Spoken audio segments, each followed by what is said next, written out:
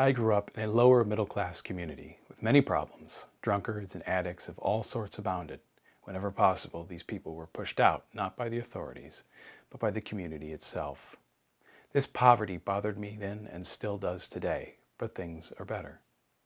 Things improved not through whining and crying about plight and struggle, but because effort was made to overcome it through hard work and conscientiousness.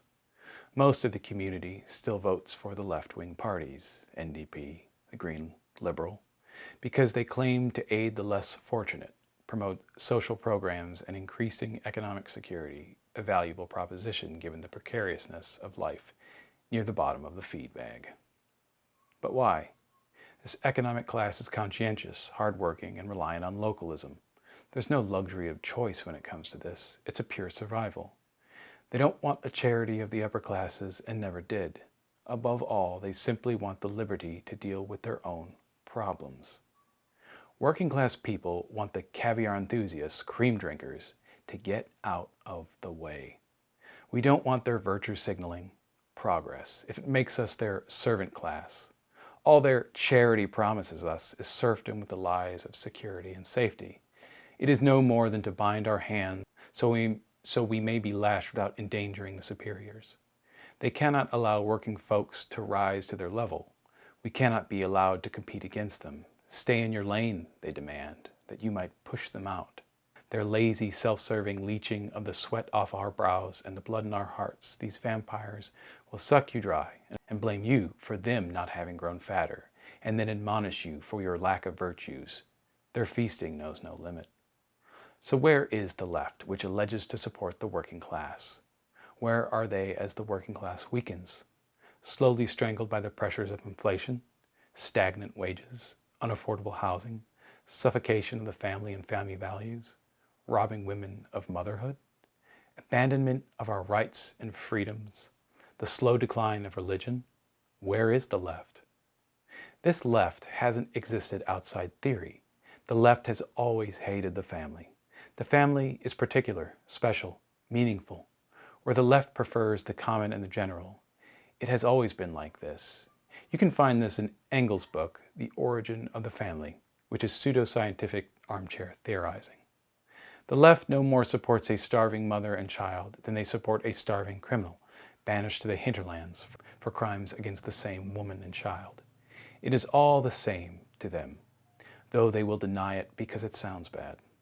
This stems from the idea of the blank slate, tabula rasa, postulated by Rousseau. People are all the same except for evil society, which corrupts or harms naturally good people, in their view. Nobody thinks this if they have experience with people. This notion denies Darwinism.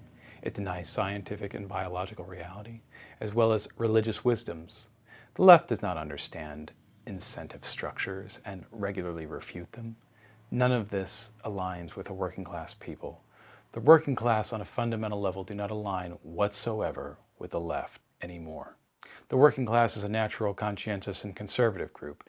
They prefer family to strangers. They prefer local to the alien. They prefer conservation to risk, and they prefer meaning to nihilism. This is why and how they survive. The left effectively tells the working class, the class which actively battles entropy on a daily, if not hourly basis, to spiritually seppuku. This would be more than the death of the working class, but the death of civilization itself. For no pillar stands more key, more important than these gallant workers which keep it running.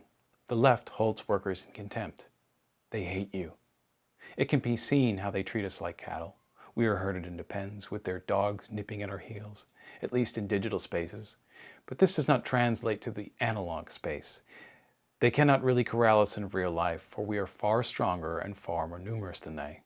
They have a strong and foreboding dominion over us in digital spaces, which are centers of ever-growing power and suppression of free thought, and consequentially, our perception of reality. But they cannot alter reality itself, only our perception, if you allow it. The experts cannot allow individual thought, for you might err, and that's dangerous to their machinations. They make claim to power on the basis of knowledge they cannot possibly know, and propagate an image to which you must confess undying loyalty and trust. This false perception becomes like a whip to a beast, We cower in the corner of the cage while our families and livelihoods are threatened with a lash and annihilation. Remaining online with your righteous anger is to remain in your corral.